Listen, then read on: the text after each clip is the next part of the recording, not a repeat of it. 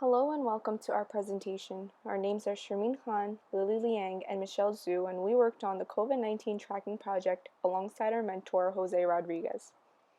As you all may be seeing in the news today, COVID-19 is a topic that is repeatedly visited due to its lasting effects on the United States.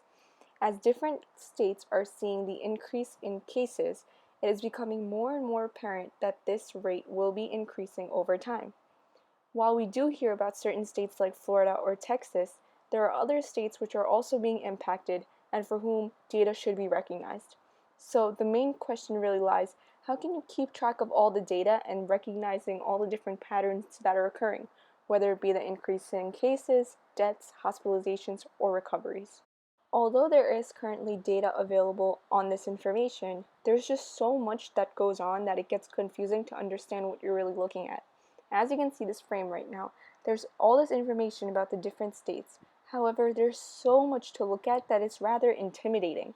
Therefore, our main goal is to find a way to look into these chunks of data and to be able to parse through and create a meaningful interpretation of what's going on, visually appealing and easier for any user of any experience to be able to read and understand. So as an overview of how we would be doing this, so first step would be to get data from the covidtracking.com, and here you'll find all this different data that can be easily parsed through by using APIs. And so these APIs would be directly used into our choice of either Java or Python application. We'd expose these endpoints there, use Postman to test the data. This would all be happening in the backend, and then once all the codes look good, we would be converting it into the front end side, displaying the graphs and representations by using HTML and JavaScript. So we were inspired by this approach to come up with the solution, looking at the microservice architecture. So the way our app would really work is that when a user inputs in specific information that they want to look at, let's say it is the New York daily cases that are increasing, that information is going to directly go into the system, and since we're going to be deploying our app to an online cloud service, which is Heroku, the information will be displayed on that cloud end. And so every time we insert information, that cloud service is going to directly connect with the previous database that we come up with, which is going to be through that Java service or the Python service. It's going to go back to that original link, that site. It's going to get the necessary information. So let's say if it's New York, then it's going to parse through the information, find New York, whatever the stats that you're trying to look for, and return that service in the way that you're trying to get it to be. In that way, this constant connection with the user and the server side, if I put in a set of information as the user, that information is going to go up to the cloud. It's going to process the information from the code I've already typed up and communicate and give me the result that I'm looking back to. So that's really how it works at the end of the day. And so our abstraction was also this way. We used GitHub to write up the code and save everything that was there. And then we were testing locally within our local host, making sure that that connection was established, that our code was printing out something. Once it was all good to go, we deployed it to Heroku. And Heroku was really important in keeping all of our team's information there. We were also using other tools like Gradle, Spring Boot, and this was mostly for the Java side of the application, as well as just in general to test out the APIs. We used Postman. We used GitHub to load up all our information there. Apex Charts was used to modify the charts that we were trying to create and visualize. In terms of the languages we used and the systems and programs, it included Java, Python, JavaScript, HTML, Flask.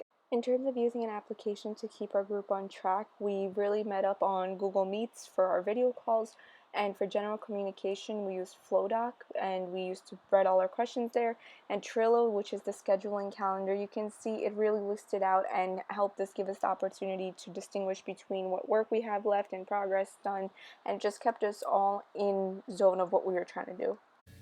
Okay, so for the backend with Java, basically we got the data from covidtracking.com, and then we used JSON and we parsed through the data, and we created APIs for specific data that we wanted.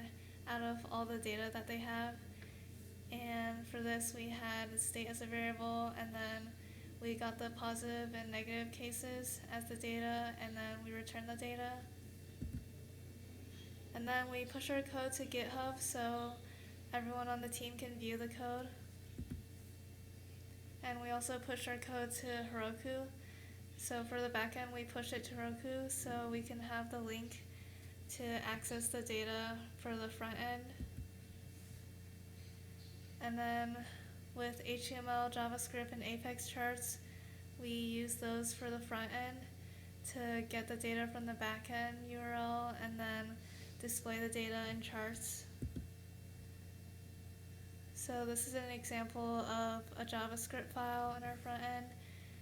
We get the data from our backend and then we put the data into a chart from Apex charts. And we also add a button to allow the user to pick what state they wanted to view the data for. And this is another example of JavaScript file for different data, positive increase in recovered cases, and it also puts the data into a chart from Apex charts to display to the user the data as a chart. So just like the Java backend, the Python was very much similar. The first thing needed was to install packages. So the first one was Flask because it was important to get it to work on Heroku, and then also needed to import JSON so that it could convert to objects, all of the APIs. And from there, again, it was just defining the app routes and what I was specifically trying to find. And so, like in this example, I was trying to find the daily positive recovered, and I set up the code in such a way where it would be able to print out that information. And then from there, the implementation of the API, that referenced right back to that other backend that I just talked about. And that had already been uploaded onto Heroku app, so it was easy just to connect the URL. And since they were connected, then it was easier to display it on the front end. And so this graph you can see is just an example of the front end side that actually works. So while on some you can select your state, in others you just get that graphical representation of what's going on. And this is a much easier way to read and visualize what's going on. So after completing this project, we really had so many takeaways to bring back from it all, and we could list many, but off the top of our head, the big ones that we came up with was just number one, actually creating a RESTful Spring application. We wouldn't have thought that we'd be able to finish it from beginning to end and actually get a piece of work produced. So just the whole process of how do you even go about it from beginning to end, learning about the microservice architecture, everything that's involved, that was just a takeaway quite literally on its own. Second was fixing errors. So each of us had our own errors that came up, like trial and errors, trying to make our code print out what we were trying to. And although it was very irritating on many times when it just did not work, it tested our patience and really taught us, like, you just have to keep trying until you meet your end goal. It's not going to work on the first try necessarily. You got to keep doing it, and then it'll work. So really a big lesson on patience and fixing your errors. Next was using the command prompt. So some of us were using Windows, Linux, the Mac, and so a lot of us weren't comfortable with the terminal at first. We knew the functionality that existed there, but this really made us feel more comfortable, and it opened us up to all the different functions that are available there. And so now if you tell us to, okay, download a package, we know how to do it. And before doing this lesson, we wouldn't have been able to do something like that. So definitely something that opened up our eyes. And next was just the real world application. The entire project mimicked what would be exactly happening at an internship or a job. Every week we were given a set of tasks to complete, and we were given a deadline to have it submitted by and to make sure that everything was operating correctly. And at the end of those deadlines, at the end of those weeks, we'd be having a meeting with our mentor. So in this case, he'd be like our supervisor, and he'd be going over what the plans for the next week are, what we're looking ahead to now. And just the way the entire program shaped out to be, for us specifically, we don't have experience in a technical internship before. And so this Code Labs experience just gave us the opportunity to fully immerse ourselves and to really understand how it all operates. So whether it be meeting those deadlines, actively communicating with your mentor so that they know what's going on, if you're having any issues, what can they do to further better your experience. In addition, there were other factors as well, just being timely, being mannerful. These are things that you wouldn't get in another environment. And so through this experience itself, I don't think it's like anything else that's out there. Within a month, you're really tested. Yes, it's strenuous, it's intense, you're doing a lot all at once. However, all the things that you get to take away, it's going to directly benefit you in no matter what career path you go into, because it's going to be applicable there as well. And so, we're all so grateful for the opportunity we got to get. We're thankful for Code Labs, to our mentor Jose Rodriguez, who really guided us and assisted us throughout the process.